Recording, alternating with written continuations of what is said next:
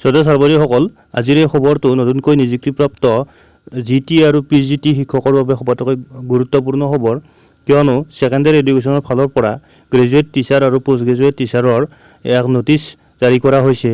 আৰু এই নটিচত কোৱা হৈছে যে যিসকল কেণ্ডিডেটে পিজিটি আৰু জিটি হিচাপে শিক্ষক হিচাপে নিযুক্তি লাভ কৰিছে, তেখেতসকলৰ ইয়াত কোৱা হৈছে the appointees for the post of postgraduate teacher and graduate teacher of Dhubri and Jorhat district must have to submit joining report along with undertaking notarized affidavit etc. in the office of the Director of Secondary Education, Assam Kailipara, Guwahati on 1/6/2023 অৰ্থাৎ 1/6/2023 তাৰিখত ধুবুৰী আৰু যোৰহাট জিলাত যিসকল graduate আৰু post graduate টিচাৰে নিযুক্তি পাইছে, তেখেতসকলক joining report লগতে যি আণ্ডাৰটেকিং নিবলৈ দিয়া হৈছে আৰু লগতে এফিডেভিট তেখেতসকলক 1 তাৰিখে গুৱাহাটী কাহিলীপাৰাৰ ডিৰেক্টৰ অফ ছেকেণ্ডাৰী এডুকেশ্যনৰ অফিচত জমা কৰিবলৈ কোৱা হৈছে।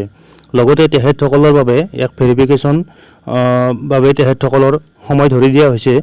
এই ভেৰিফিকেশ্যনটো হ'ব 2 তাৰিখ আৰু 3 তাৰিখত।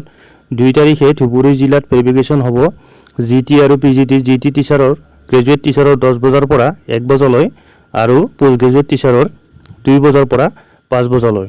আৰু যোৰহাট জিলাত 3 তাৰিখে ভেৰিফিকেশ্যন হ'ব গ্ৰেজুৱেট টিচাৰৰ 10 বজাৰ পৰা 1 বজালৈ আৰু পোষ্ট গ্ৰেজুৱেট টিচাৰৰ 2 বজাৰ পৰা 5 বজালৈ। আৰু তেখেতসকলে 15 তাৰিখৰ ভিতৰত জইন কৰিব লাগিব আৰু তেখেতসকলৰ 7 তাৰিখৰ ভিতৰত স্কুল লিষ্টসমূহ তেখেতসকলে পাব।